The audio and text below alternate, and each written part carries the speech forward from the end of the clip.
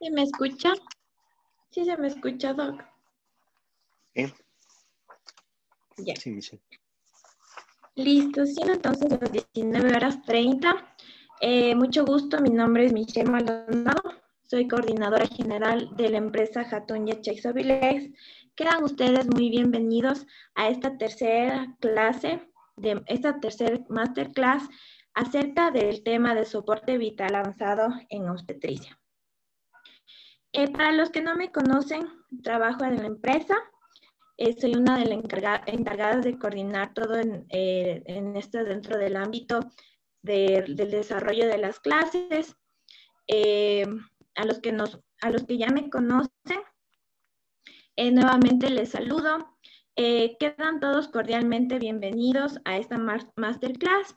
Sin más preámbulos, doy paso al doctor Héctor Ortega, que va a dar unas palabras.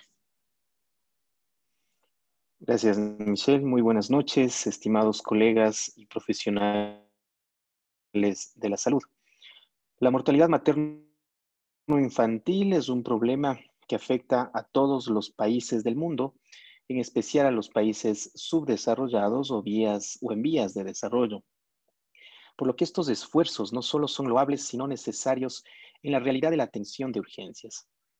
La actualización académica es una responsabilidad ética dentro de nuestro ejercicio profesional.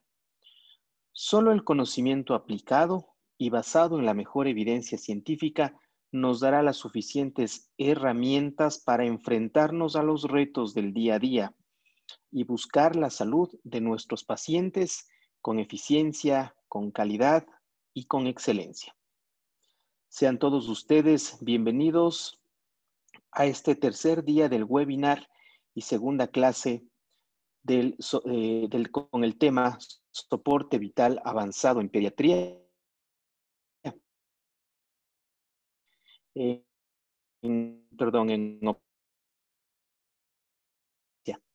A continuación, el tema mencionado. Buenas noches, doctora. Adelante. Buenas noches con todos, doctores. Continuando con el tema de soporte vital avanzado, esta es el segundo taller, se puede decir, donde vamos a abordar algunos temas importantes y sobre todo aquellos que tienen bastante impacto en lo que respecta a reducir lo que es la mortalidad materna. Voy a compartir con ustedes conocimientos que son básicos, que todos debemos conocer y obviamente dominar. Por favor, si me pueden habilitar el compartir pantalla.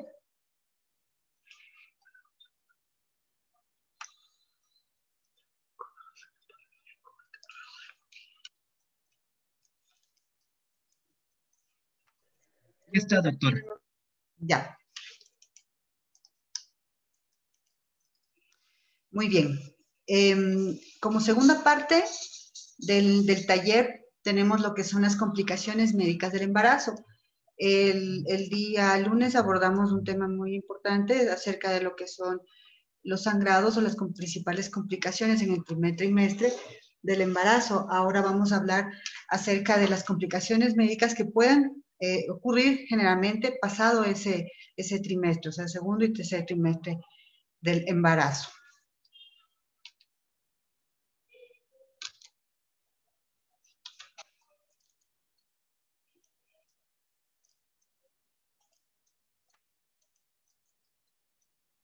Ya. Hemos dicho hasta la saciedad que la madre es la prioridad en cualquier emergencia médica, puesto que el feto depende de ella para su soporte fisiológico. Entonces, si la madre se encuentra en un estado adecuado, está bien su salud, pues obviamente su bebé, su feto estará bien. Entonces tenemos que enfocarnos en la salud materna. El interés en el feto se demuestra al tratar a la madre con medicación no tóxica, o sin efectos teratogénicos, y al elegir exámenes que limiten la exposición directa del feto a los rayos X. Existen 4 emergencias médicas exclusivas de la gestación y 4 condiciones médicas que pueden cursar con serias complicaciones en el embarazo. Es lo que generalmente vamos a abordar en esta noche. Dentro de ellas está algo que es muy común en nuestro medio y que es una de las causas principales de muerte materna. Es más, en el 2019 estuvo como primera causa de muerte materna.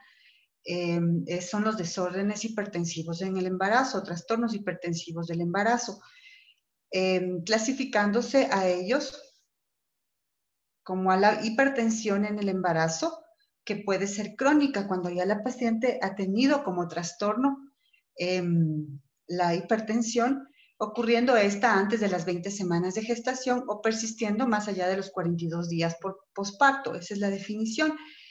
Aparte de eso, podemos encontrar un tipo de hipertensión que es inducida por el embarazo, o la famosa llamada preeclampsia, y un tipo de hipertensión que es una hipertensión crónica con preeclampsia sobreañadida. A esta debemos sumarla. En nuestro país también, a través de las guías prácticas clínicas, mencionan la hipertensión gestacional o hipertensión que no cursa con proteinuria, como ya veremos. Sin embargo, en literatura internacional se consideran estos tipos de trastornos los más comunes.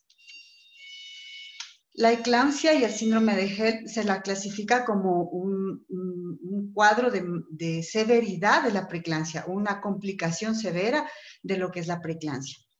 La preeclampsia severa, eclampsia y síndrome de HELLP son condiciones que pueden desarrollarse rápidamente y que requieren de manejo emergente. O sea, este tipo de patologías conlleva ya una altísima mortalidad en lo que es las pacientes maternas.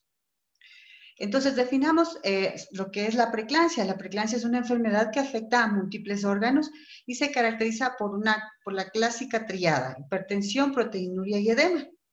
Sin embargo, ahora nuevos conceptos se han visto y, por ejemplo, el edema ya no está incluido en lo que respecta al diagnóstico, pues sabemos que hay pacientes que no tienen edema y sin embargo cursan con una preeclampsia, o pacientes que tienen edema y sin embargo no tienen preeclampsia. Entonces el edema como signo de preeclampsia se ha visto ya separado o casi ya no se lo toma en cuenta.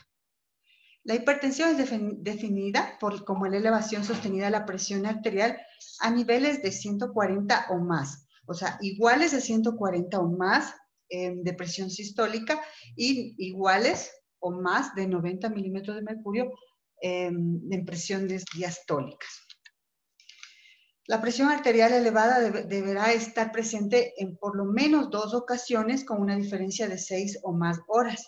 Concepto importante, porque a veces la paciente puede tener presiones elevadas que no persista, o que en una nueva toma no haya esa dicha hipertensión, pues, y eso se refiere a que tal vez hay un fenómeno de bata blanca, o una paciente que llega cansada, una paciente que llega agitada, puede producir cifras tensionales altas. Por eso que debe ser tomada por 2 ocasiones y por lo menos con una diferencia de 6 horas.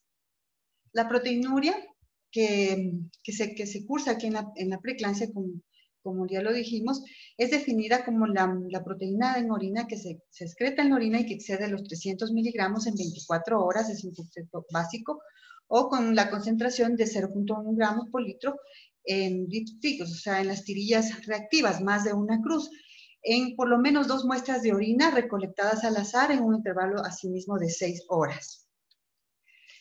Esta tablita que habla acerca de los signos clínicos de la preeclampsia severa es muy práctica, ¿no?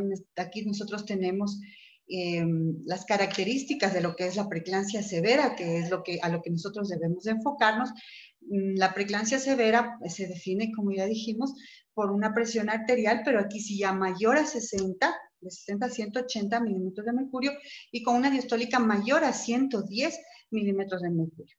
es una preeclampsia severa. Cuando hay proteinuria mayor a 5 gramos en 24 horas, creatinina sérica elevada, oliguria menor a 500 ml en 24 horas, edema pulmonar, puede cursar con edema pulmonar, convulsiones, como ya dijimos, una de las complicaciones de una preeclampsia severa es justamente la eclampsia y esa se manifiesta con convulsiones tónico-clónicas. Una hemólisis microangiopática, trombocitopenia, disfunción hepatocelular con transaminasas séricas elevadas, AST, ALT, refiriéndonos a estos tres últimos conceptos que se encuentran englobados en un síndrome que es el síndrome de HELP, que es una complicación de la preeclampsia severa. La restricción en el crecimiento intrauterino y un oligoamnios.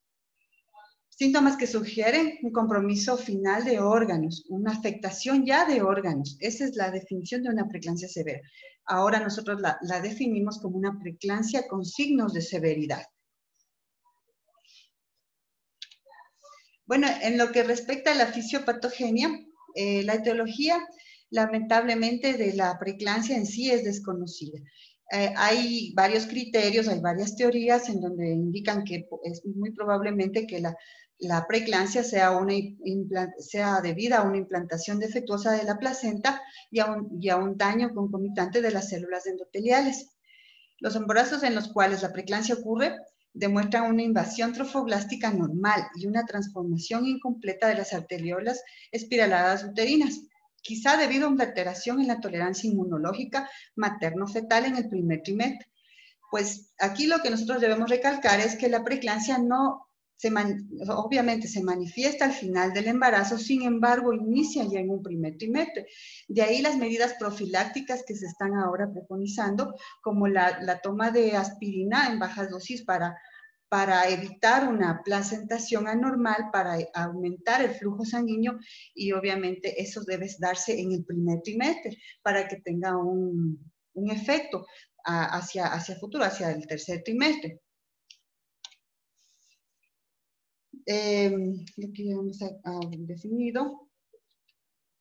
Bueno, los factores de riesgo. En lo que respecta a los factores de riesgo, pues ya hemos conocido o hemos escuchado que la edad maternas extremas, por ejemplo, pacientes que son o muy jovencitas, adolescentes, o pacientes que están en el otro extremo de vida, que son pacientes o madres que ya pasan de los 40 años. Son pacientes que son susceptibles a que pueda producir o que pueda desarrollar una preeclampsia. La nulliparidad, embarazo gemelar, una historia de preeclampsia o eclampsia, hipertensiones crónicas, enfermedades renales crónicas, síndrome antifosfolipídico, diabetes mellitus, y inclusive una enfermedad en donde se puede manifestar el gen de angiotensina T235.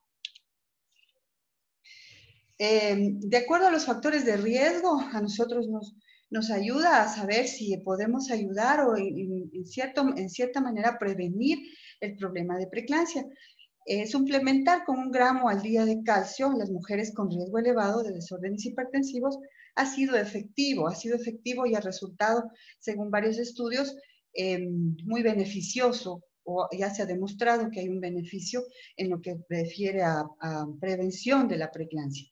Los agentes antiplaquetarios, como la aspirina en bajas dosis, generalmente de 80 a 100 miligramos, en forma prolongada, tienen beneficios leves a moderados cuando se usan para prevenir preeclampsia, siempre y cuando se inicie su toma en el primer trimestre.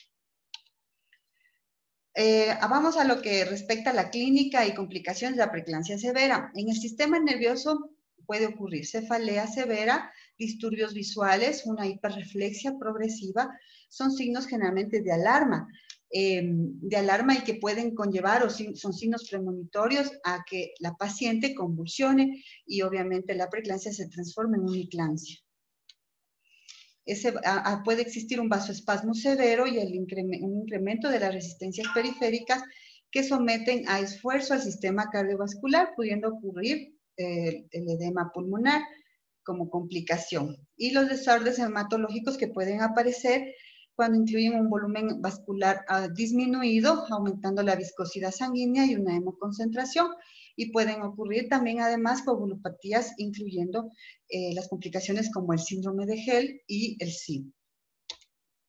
Las manifestaciones renales van a incluir la disminución de la tasa de filtración glomerular, que puede progresar a una oliguria y a insuficiencia renal aguda. Puede existir un daño hepatocelular con elevación de, o se manifiesta con elevación de las enzimas hepáticas, la ST-ALT. Una hemorragia subcapsular puede, a nivel del hígado, puede también ocurrir en casos más severos, inclusive una ruptura de la cápsula hepática y causar hasta un sangrado intraabdominal. Ya habíamos hablado, es solo unas imágenes en donde tenemos primero la presión elevada, paciente que en 2 tomas de la presión se pueden encontrar elevadas, y esas pacientes que tenemos que tener mucho ojo en primer nivel cuando repentinamente han subido de peso. Si la paciente se ha mantenido subiendo de peso lo adecuado y repentinamente en las últimas semanas se eleva el peso, está demasiado alto, pues puede ser un cuadro en donde la paciente tal vez esté edematizada, y eso hacernos pensar que tal vez la paciente puede estar cursando un cuadro de preeclampsia. Las complicaciones obstétricas incluyen restricción en el crecimiento intrauterino del feto y puede conllevar también a un desprendimiento de placenta, que inclusive puede ocasionar una muerte fetal, y Dios no quiere una muerte materna. El manejo de la preeclampsia severa. ¿Cuáles son los objetivos? Los objetivos de la preeclampsia severa son, primero, prevenir convulsiones. Luego, disminuir la presión arterial para prevenir la hemorragia cerebral materna. Dar curso al parto basado en la decisión que se tome en cuenta de acuerdo a la condición materna obstétrica y al grado de madurez fetal. Esos son los ejes principales en lo que respecta al manejo de la preeclampsia severa. Para poder nosotros tratar lo que es la preeclampsia o manejar la preeclampsia, tenemos que hacer una evaluación materna y una estabilización materna primero. Un reposo en cama, tomado precauciones en casos de convulsiones, aunque existen estudios que el reposo realmente es un poco controversial. Algunos dicen que no es muy adecuado, otros dicen que sí. Sin embargo, nosotros recomendamos que sí, que la paciente haga un reposo para que su sistema nervioso no esté hiperactivo, hipersensible, ¿no? Los signos vitales, una evaluación de los signos vitales: presión arterial, pulso, respiración, reflejos profundos de los tendones, examinar lo que son los reflejos profundos de los tendones, los ROTS, famosos ROTS, el examen neurológico cada 15 a 60 minutos hasta lograr que se estabilice la paciente. Un catéter Foley para ver la excreción urinaria, y obviamente las valoraciones con tirilla reactiva o el dipstick para evaluar proteinuria cada hora. Estos pacientes generalmente van a requerir canalizar una vía. Se le puede hidratar con una dextrosa al 5% o con un tato. Generalmente la infusión de los líquidos deben ser de una manera que no exceda la infusión puede ser entre 50 a 125 para mantener una excreción urinaria entre 30 a 40 ml hora. El ingreso total, como yo dije, no debería exceder los 150 ml hora. Un monitoreo externo para observar contracciones uterinas y la frecuencia cardíaca fetal, o sea, una monitorización fetal también que va de la mano. En lo que respecta al laboratorio, tenemos que pedir lo que son recuento sanguíneo completo, un recuento plaquetario, urea, nitrógeno sanguíneo, creatinina y ácido úrico. Los electrolitos son fundamentales, enzimas hepáticas, LDH, para valoración sobre todo si es que no hay complicaciones como el síndrome de Hell. Y por último, la medicación que vamos a administrar a estos pacientes. Como ya dijimos, lo principal en una preeclampsia severa es, el primer eje es prevenir convulsiones, prevenir que la paciente nos convulsione. Eso lo logramos administrando sulfato de magnesio, que está indicado totalmente en la paciente con preeclampsia.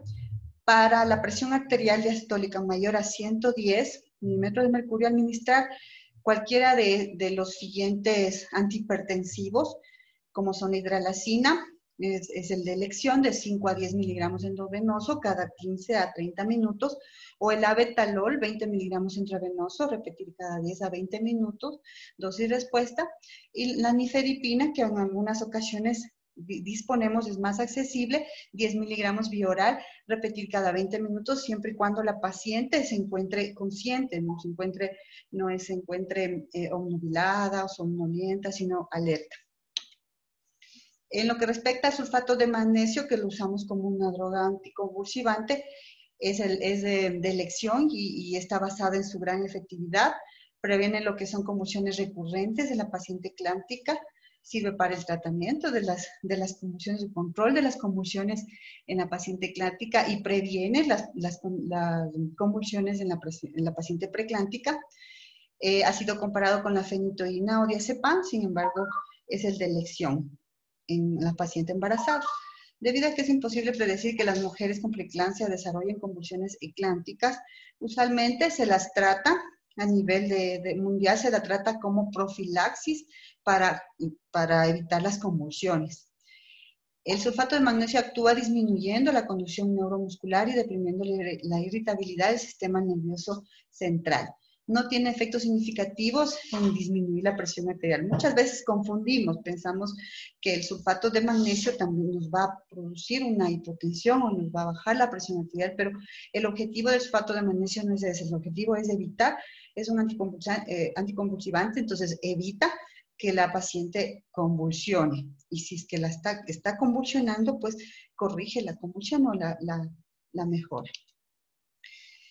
Entonces, el sulfato de magnesio se administra a dosis de inicio de 4 a 6 gramos diluidos en 100 ml y administrados intravenoso en un tiempo de 15 a 20 minutos como dosis de inicio o de carga. Y luego para una infusión continua de 2 a 3 gramos hora. Hay que monitorizar, bueno, en otros países hay la posibilidad de monitorizar los niveles de magnesio, ya que puede ocurrir una intoxicación por sulfato de magnesio.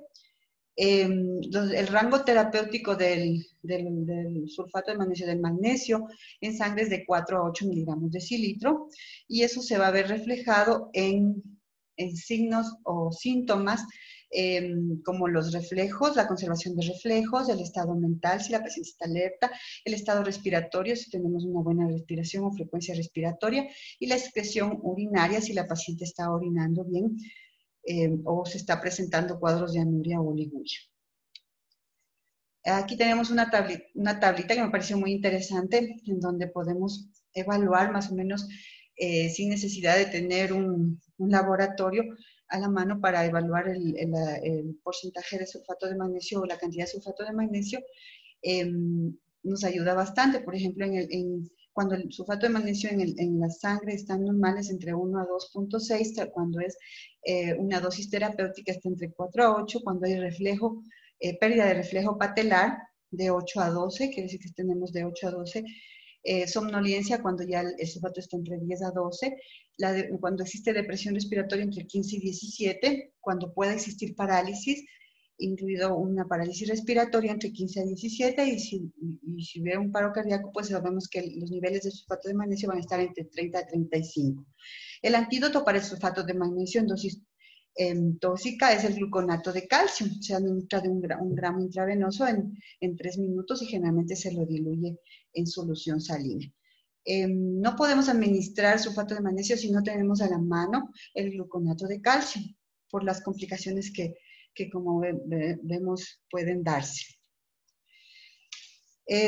Hablando acerca del síndrome de HELLP, que es otra complicación de la preeclampsia severa, se caracteriza por la presencia de hemólisis, disfunción hepática y trombocitopenia en una progresión evolutiva de cuadros severos de hipertensión en el embarazo. Ese es el famoso síndrome de HELLP. Bueno, en lo que respecta a los antihipertensivos que debemos manejar para nuestros cuadros de preeclampsia, síndrome de HELLP o eclampsia, pues las drogas antihipertensivas son usadas para mantener la presión diastólica materna entre 90 y 100, ese es el objetivo, En el inicio agudo comúnmente se usan la betalol. Si es que tenemos el medicamento la betalol, pues es excelente. Sin embargo, la betalol hay que usarlo con mucho cuidado y generalmente los que disponen de la betalol generalmente son las salas de cuidados intensivos. Más a la mano nosotros disponemos de nifedipina oral y la hidralacina, que es la que se usa generalmente como una droga de elección, un antihipertensivo de elección, por su acción rápida, porque se la puede administrar intravenosa. La hidralacina es una droga de elección debido a la seguridad para una hipertensión severa en un embarazo tardío. El abetalol también es seguro y parece que está menos asociado a hipotensión materna. Y el nifedipino ha demostrado controlar la hipertensión en forma más rápida que el abetalol, inclusive, siempre y cuando, obviamente, la paciente esté consciente. En un inicio menos agudo se puede usar inclusive metildopa o nifedipina oral. La metildopa es un antihipertensivo bastante bueno, pero se utiliza en esas pacientes donde, por ejemplo, nosotros podemos observar preeclampsias leves, en donde tenemos niños todavía prematuros, fetos prematuros, pues entonces tal vez necesitamos extender extender el tiempo de gestación de la paciente, porque es prematuro, porque es un bebé un feto de 28 semanas, hasta poderlo madurar, hasta ganar tiempo, pues se podría utilizar la metildopa. La evaluación del feto. Una cosa muy importante en lo que es el manejo de la preeclampsia es justamente saber cómo está el feto para inclusive tomar una decisión a futuro de cómo, qué medidas debo hacer o qué medidas debo realizar en esa preeclampsia severa. Monitoreo diario se debería realizar usando el test no estresante seriado o el perfil biofísico, que nos ayuda inclusive a determinar el índice de líquido amniótico. Ya como dijimos, la preeclampsia puede cursar con disminución del líquido amniótico, con un ILA bajo. La administración de corticosteroides a la madre para maduración pulmonar fetal está indicada en la preeclampsia. Apenas nos enfrentemos a una preeclampsia severa, si el bebé tiene menos de 34 semanas, el feto tiene menos de 34 semanas, pues es indicativo madurar los pulmones del bebé, hacer lo que es maduración pulmonar. La betametasona se administra en 2 dosis de 12 miligramos intramuscular con una diferencia de 24 horas. O, en su defecto, si no tenemos betametasona, la dexametasona en 4 dosis de 6 miligramos administrado cada 12 horas, de diferencia asimismo por 2 días. Eso puede mejorar el pronóstico del feto y acelerar la maduración pulmonar fetal en esos fetitos que tienen entre 24 a 34 semanas de gestación y que tienen posibilidad de vivir. La decisión del parto en la preeclampsia severa. El parto, como nosotros conocemos, es la única cura conocida para la preeclampsia. El parto es realmente el tratamiento definitivo.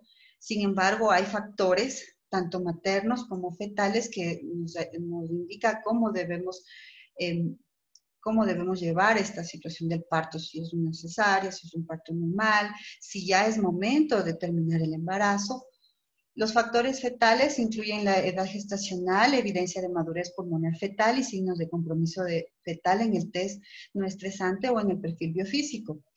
Los factores maternos incluyen el grado en el cual la hipertensión es controlable y cualquier signo clínico de laboratorio que pueda indicar daño en órganos en los órganos maternos o una descompensación inevitable. Esos cuadros en donde la hipertensión no se logra controlar con todos los medicamentos que hemos mencionado, pues eso fuerza o hace que tengamos que terminar de una manera más rápida el embarazo.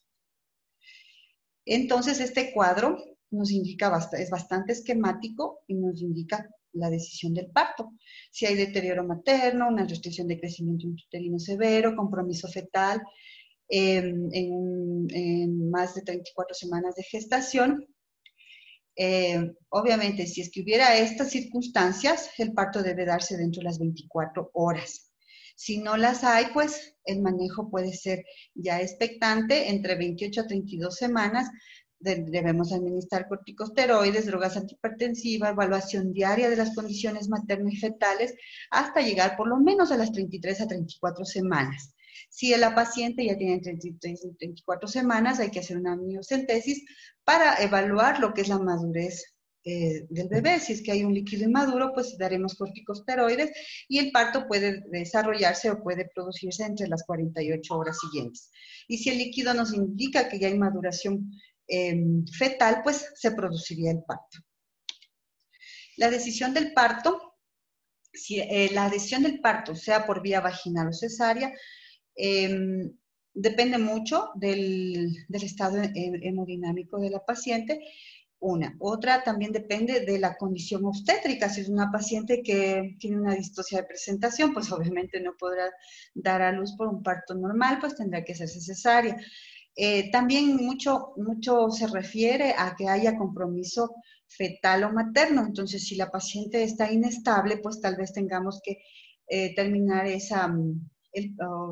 el embarazo de forma más rápida y pues tengas que hacerse una cesárea de emergencia, o si es que el bebé nos da signos de que exista sufrimiento fetal o compromiso de bienestar, pues tendríamos que terminar por cesárea. Otra situación, si es que el cervix es favorable, si es que yo tengo un cervix favorable, muy probablemente ese parto podemos inducirlo y va a ser un parto normal, pero si es un cervix desfavorable y sabemos que va a tardar más de 48 horas la paciente inestable, pues tendríamos que terminar por cesárea. El parto por cesárea en la preclántica está indicado en algunas condiciones obstétricas, como les acababa de decir, en un estatus epiléptico, si por ejemplo la paciente desarrolló eclampsia, un patrón preocupante de la frecuencia cardíaca fetal o un cervix no favorable. El manejo posparto de la paciente preclántica responde rápidamente, generalmente después del parto responden rápido, se estabilizan bien en la mayoría de las veces. Sin embargo, existen casos en los que la paciente no responde de esa manera y todavía está en un estado delicado, en un estado hemodinámico que necesita mucho cuidado. La eclampsia todavía puede ocurrir, inclusive en un periodo de posparto, con un gran riesgo de producirse durante las primeras 24 horas en una paciente preclántica. Por eso mismo se debe continuar con la infusión de sulfato de magnesio una vez que el niño ha nacido, pues 24 horas posteriores. Eso es lo que en todo lado se ha venido realizando. ¿Y qué podemos hablar acerca de la eclampsia? Pues la eclampsia ya es la aparición de convulsiones en una paciente que usualmente tiene preeclampsia. Son generalmente convulsiones tónico-clónicas. Es una emergencia que pone en riesgo la vida de la madre y el feto por las complicaciones que ya veremos. La fisiopatología: en el sistema nervioso central hay una pérdida de regulación del flujo sanguíneo cerebral con un exudado del plasma y edema cerebral focal. El mecanismo que conduce a las convulsiones es desconocido todavía, pero puede relacionarse al edema cerebral que se dijo, y a una vasoconstricción transitoria, a isquemias o inclusive a microinfartos. El curso clínico puede aparecer inesperadamente en pacientes cuya preeclampsia parece relativamente moderada, con una presión arterial mínimamente elevada y sin proteinuria ni edema. Los cuadros de preeclampsia generalmente es una enfermedad bastante insidiosa. La paciente puede estar estable, puede tener inclusive cifras tensionales ya controladas, pero de un momento a otro puede desarrollar convulsiones. Por eso es que la paciente preeclántica debe ser controlada al máximo, debe ser controlada muy, muy estrechamente. El 20% de los casos de la presión diastólica puede ser menor, inclusive de 90 milímetros de mercurio. El tiempo en que se produce una convulsión en una eclántica puede ser antes, o sea, cuando está la paciente embarazada, hasta el 71%, durante el parto o la cesárea, rara vez, y después, o sea, en un posparto o un poscesárea, hasta el 29%. El curso clínico: las convulsiones eclánticas se desarrollan rápidamente, pero por estadios. La fase prodrómica es corta y se caracteriza por un temblor, un espasmo muscular, congestión facial, salivación y pérdida de la conciencia. Es seguida por una fase tónica de rigidez muscular profunda. Progresa rápidamente una fase de contracciones musculares rítmicas y de relajación, típicas de una convulsión tónico-clónica generalizada. Entonces aquí nosotros tenemos una imagen en donde vemos a la paciente con las típicas convulsiones tónico-clónicas. Estas son imágenes de una paciente con una fascie de una preclántica, ¿no? Edema generalizado, una paciente hinchada, que ha subido de peso rápidamente y obviamente que hay una proteinuria, o se identifica una proteinuria en el examen. Eventualmente las convulsiones finalizan con una paciente en coma, pero respirando. Finalmente la paciente puede empezar a tener conciencia, pero estará confundida, agitada y agresiva. El manejo de las convulsiones o de la eclampsia es no intentar acortar o abolir la convulsión inicial usando drogas como el diazepam o fenitoína, eso no se lo indica. Estas drogas pueden conducir a una depresión respiratoria, aspiración o a un franco paro respiratorio. Generalmente lo que debemos hacer es lo que normalmente hacemos en convulsiones, es proteger las vías aéreas y minimizar el riesgo de aspiración colocando a la mujer de lado, ¿no? Generalmente su lado izquierdo, y succionando la saliva y las secreciones de la boca. Prevenir el daño materno si la paciente se encuentra, obviamente se encuentra en algún lugar donde pueda ella golpearse o sufrir algún trauma, pues tratar de colocarla en un lugar donde esté cómodo. El manejo principal es administrar sulfato de magnesio para controlar la convulsión.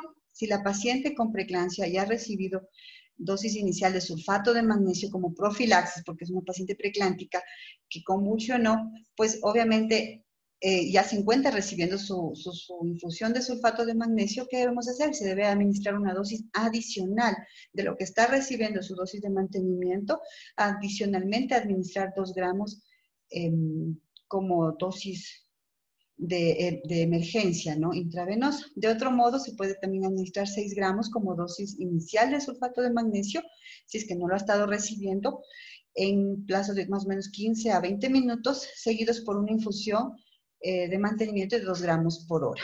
No se debe exceder de una dosis de 8 gramos de sulfato en un periodo corto de tiempo.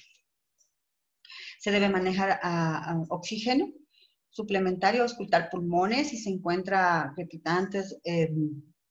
Eso pues, nos puede sugerir que se ha producido una aspiración. Se debe indicar una radiografía de tórax para confirmar el diagnóstico. Los gases arteriales son de ayuda porque se puede ver una disminución de oxígeno y una acidosis en las mujeres que tienen convulsiones repetidas o que están desarrollando neumonía aspirativa. No se debe administrar bicarbonato de sodio a menos que el pH se encuentre por debajo de 7. Cuando la paciente se ha estabilizado, se debe pensar en programar el parto.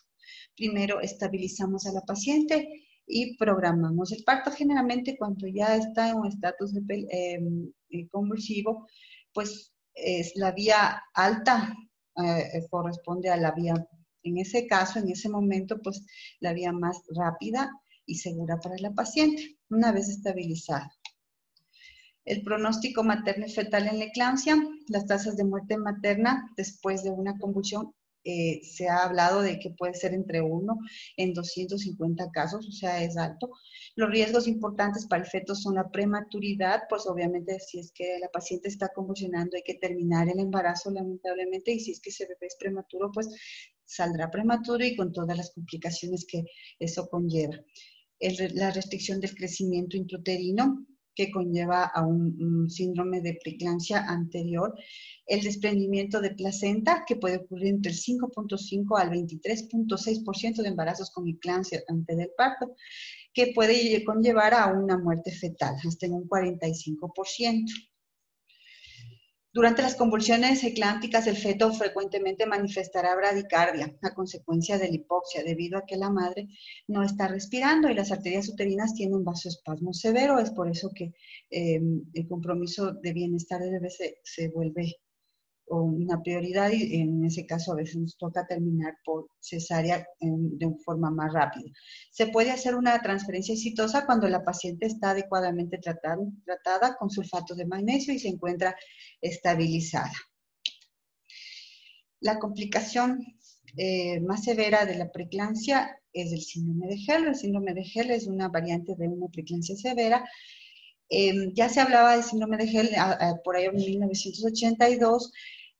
donde se encontraron que pacientes que tenían preeclampsia empezó a haber hallazgos clínicos que incluían hemólisis, enzimas hepáticas elevadas, bajo recuento plaquetario, a eso lo llamaron el HELP, el famoso HELP. La patogénesis comparte muchas características con la preeclampsia severa y la eclampsia, o sea, hay daño en el endotelio, vasoespasmo, agregación plaquetar, consumo plaquetario, activación y depósito de fibrina y una isquemia selectiva del órgano tope o del órgano blanco.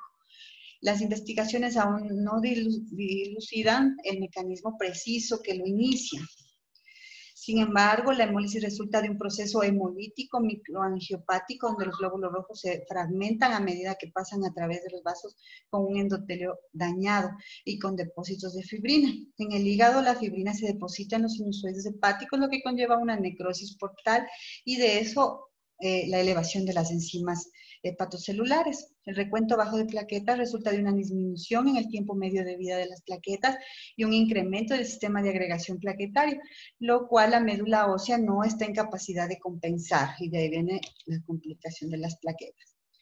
Factores de riesgo: síndrome de HELP ocurre en menos del 1% de todos los embarazos, aparece cerca del 12% de los embarazos complicados con preeclampsia o eclampsia y la paciente típica es generalmente blanca, multípara y sobre los 25 años.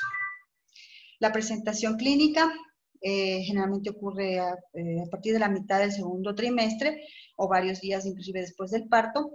Un tercio fueron diagnosticados después del parto, 2 tercios de mujeres fueron diagnosticadas antes del parto, el 20% era a término, el 70% era pretérmino, entre 27 a 37 semanas de gestación y el 10% era extremadamente prematuro, o sea, menor a 27 semanas.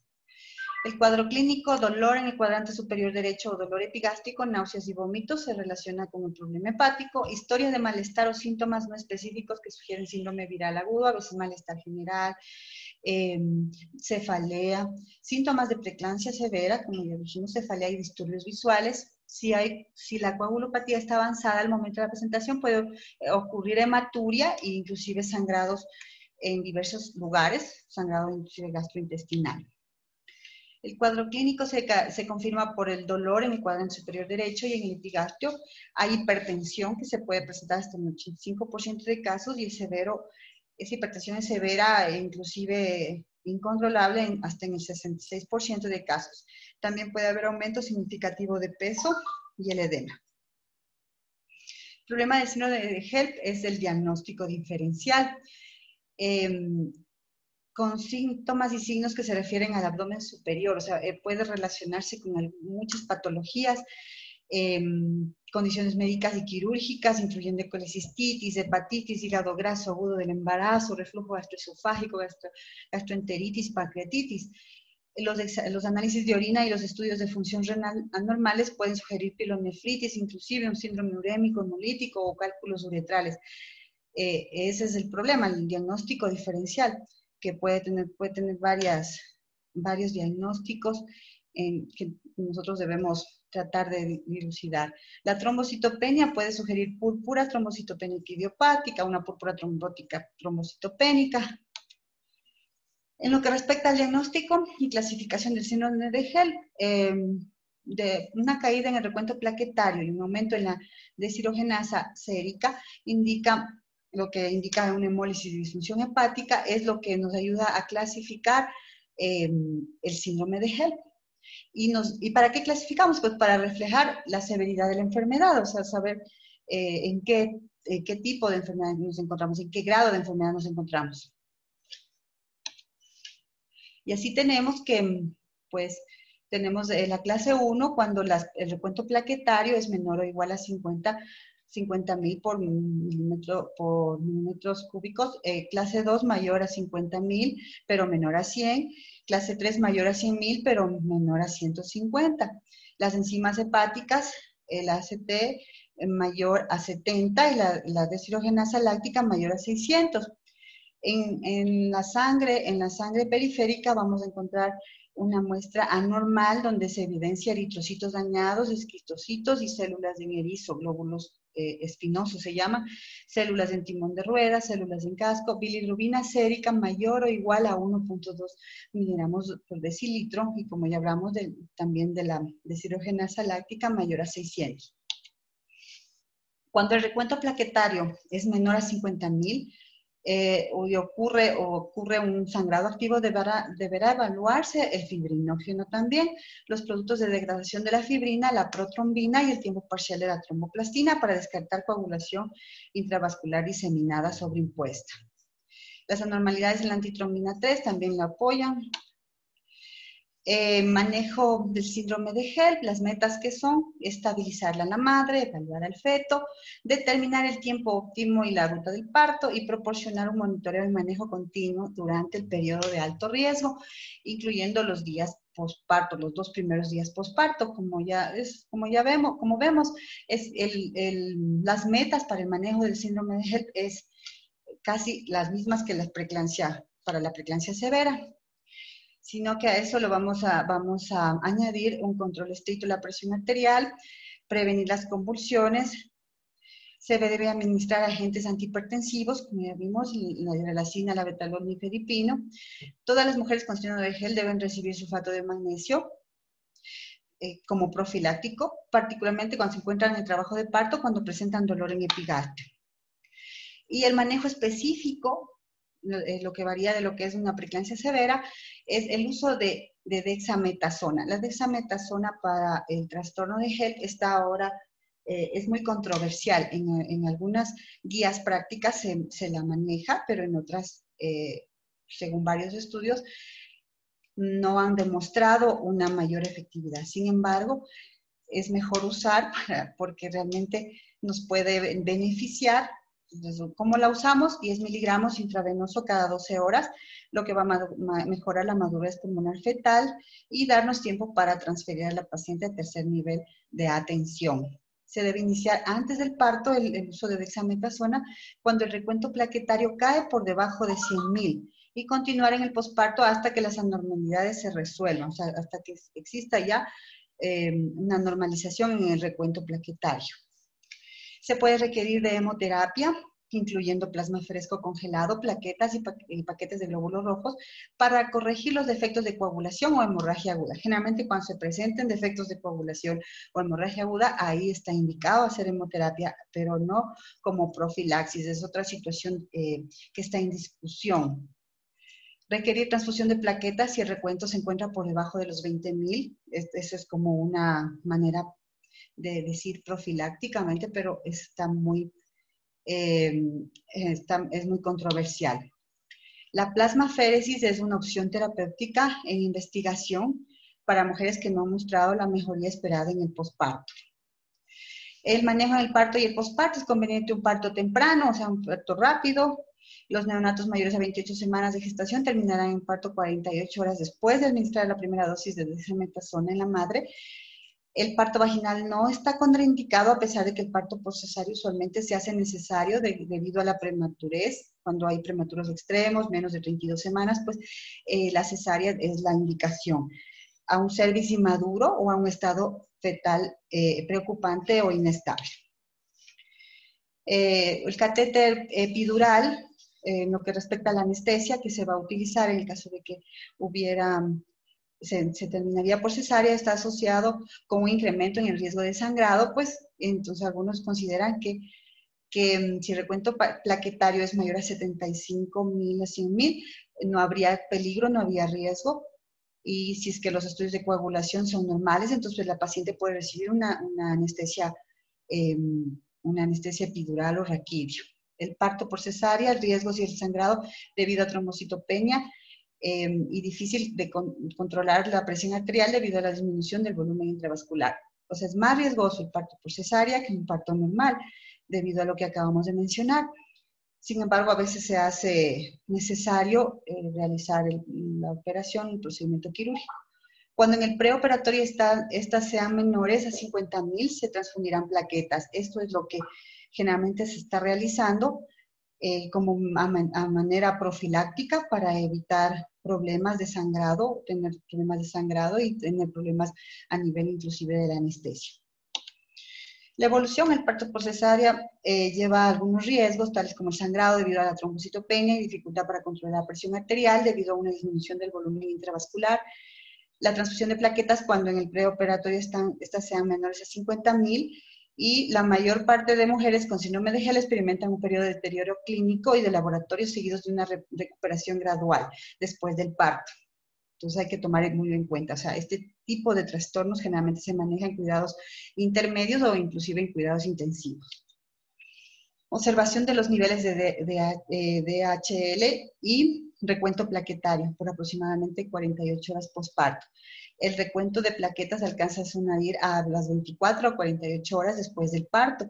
La recuperación clínica se acompaña por una disminución de la presión arterial, movilización de fluidos del intersticio y un aumento de la excreción urinaria, que ya son signos favorables de que la enfermedad se está superando. Las complicaciones y el pronóstico es generalmente pacientes con síndrome de Hell tienen un pobre pronóstico. Como ya dije, debe ser bien llevada, debe ser manejada en una unidad de cuidados intensivos o por lo menos en una unidad de cuidados intermedios, incluyendo el parto a edades tempranas de la gestación, que a veces toca terminar el embarazo, tasas altas de cesárea, por las tasas altas de cesárea, obviamente por las circunstancias de las complicaciones, de la inestabilidad de la paciente, y mayor frecuencia en la necesidad de hemoderivados. Debido a todas estas circunstancias, es una enfermedad de pobre pronóstico. La morbilidad más seria resulta de disturbios en los factores de la coagulación, disturbios hemodinámicos y en la función renal y hepática. Puede ocurrir ruptura hepática como complicación grave, falla renal, edema pulmonar, ascitis de fusión pleural, desprendimiento de placenta, hemorragia posparto y hasta una coagulación intravascular diseminada. El riesgo significativo de mortalidad materna va entre 1 a 3.5 en series publicadas. La perspectiva para el feto es algo similar. La muerte perinatal resulta de la prematuridad, si es que mientras más prematuros, más riesgo de mortalidad. La restricción de crecimiento intrauterino puede ser severo. Puede existir desprendimiento de placenta con incidencia de hasta 60 a 300, en 360 o a 1000 nacimientos. Y en lo que respecta a conclusiones, ¿qué podemos decir? El embarazo es un proceso natural que involucra muchos cambios fisiológicos complejos y obviamente durante el embarazo pueden desarrollarse muchos problemas médicos y dentro de estos los que acabamos de escribir, son los que son más comunes, siendo una de las causas de mortalidad principales, sobre todo en nuestro país. Se trata de mejorar entre los participantes la comprensión de la fisiología y la formulación de un plan para el diagnóstico y manejo de las siguientes condiciones médicas, como son preeclampsia severa, eclampsia y síndrome de Hell, que son lo que nosotros hemos abordado esta noche. La clave para el diagnóstico de estos problemas es la vigilancia clínica, acompañada de estudios de laboratorio que siempre deben existir, que nunca nos pueden fallar, y de imágenes inclusive. Un desafío clínico común es el balance entre el bienestar materno y fetal en el diagnóstico y decisiones rápidas de tratamiento. La consulta es de gran valor en los casos difíciles. Gracias. Si es que hubiera alguna pregunta, pues estoy dispuesta a responder. Muchísimas gracias, mi doc. Sí, tenemos unas preguntas. Yadira Cabrera nos dice, buenas noches, en el caso de estar en una zona oral donde no disponemos de nifedipino o hidralixina, ¿se podrían dar otras drogas antihipertensivas como enalapril, como ejemplo? Ya. Es muy buena la pregunta. Realmente a veces existen zonas en donde ni siquiera nifedipina hay, que es una droga bastante accesible. En ese caso no podríamos utilizar, En ese caso lo que haríamos es estabilizar la paciente, le ponemos oxígeno, ponemos una sonda para manejar líquidos, pero enalapril no podríamos dar a la paciente en este estado, porque la fisiopatología de lo que es la preeclampsia con una hipertensión arterial de una paciente no embarazada, pues son diferentes. Entonces no ganaríamos mayor cosa administrando y más bien podríamos complicar a la paciente porque el descenso de la presión arterial en la paciente embarazada debe ser lento. No nos preocupemos en que tiene que bajar de golpe la presión porque eso va a ser contraproducente para la mamá y para el feto. No olvidemos que no es solo la paciente, no es solo la embarazada, sino también el feto. Entonces, si yo bajo bruscamente las cifras tensionales, pues lo que va a ocurrir es que se va a comprometer el flujo sanguíneo y puede producirse un sufrimiento fetal o inclusive una muerte fetal. Una situación. No está indicado el enalapril en el embarazo, entonces preferible si yo no tengo acceso a una droga antihipertensiva, lo cual creo que es rarísimo porque ahora con el uso de nifedipina oral que se ha comprobado que va muy bien, va perfecto, se compara inclusive con el labetalol, como ya vimos en las diapositivas. Con el uso de nifedipina, que esperamos que se encuentren en todas partes, pues solventaríamos la emergencia, ¿no? La emergencia hipertensiva. Sin embargo, si no lo tengo, pues preferible tener medidas de cuidado, como por ejemplo que la paciente esté en un lugar cómodo, en una sala oscura, que se le coloque una sonda para vigilar diuresis, que tengamos una vía en el caso de que la paciente, para el caso de administrar la droga cuando la paciente ya sea referida. Otra situación es, por ejemplo, si yo tengo una paciente con eclampsia, pues mi centro de salud pues tiene que tener un sulfato de magnesio.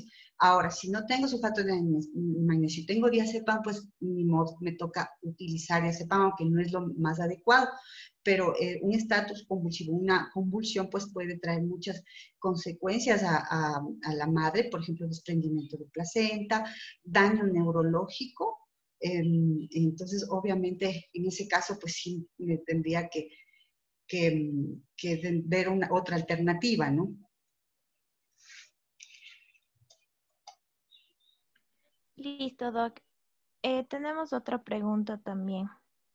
Uh-huh. El objetivo de presión con los antihipertensivos es una diastólica de 90 a 100 miligramos, porque nuestro objetivo se centra en la diastólica y no en la sistólica. Generalmente la presión debe ser las dos, ¿no? El objetivo es bajar las presiones, como dije, en forma gradual. Si yo tengo una paciente que está con más de 110 milímetros de mercurio, pues tengo que bajar esa presión. Si yo de lo que administro mi antihipertensivo ya tengo una presión diastólica de 100 o de 90, pues estoy cumpliendo mi objetivo, estoy estabilizando a la paciente. La diastólica, pues, compromete más lo que es la cuestión del flujo sanguíneo. Sin embargo, es importante también la sistólica. Entonces, por eso nosotros indicamos que si tengo una presión arterial de mayor o igual a 160, 110, estoy en una preeclampsia severa y debo manejar antihipertensivos, no solo para bajar la diastólica, sino las dos cifras tensionales, que a la final, si se baja la una, pues obviamente esperamos, es lo que nosotros esperamos, que la sistólica también baje.